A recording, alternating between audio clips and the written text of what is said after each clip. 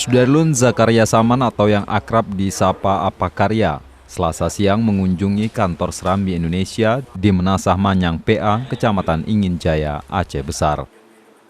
Bakal calon gubernur Aceh itu ditemani dua rekannya dan disambut langsung oleh pemimpin umum Serambi Indonesia, Haji Samsul Kahar, bersama sejumlah awak redaksi Serambi Indonesia.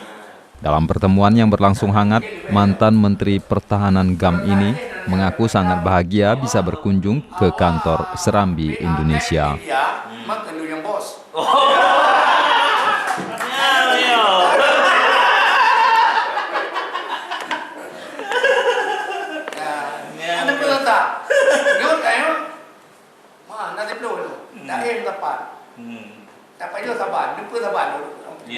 Tapi itu paling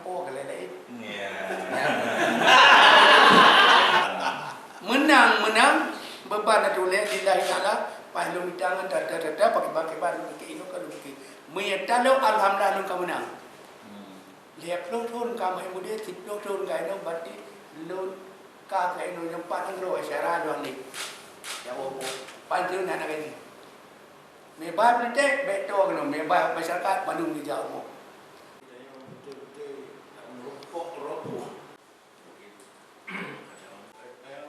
Selain menceritakan alasannya untuk maju di pilkada mendatang, Apakarya juga banyak bercerita terkait masalah bendera Aceh.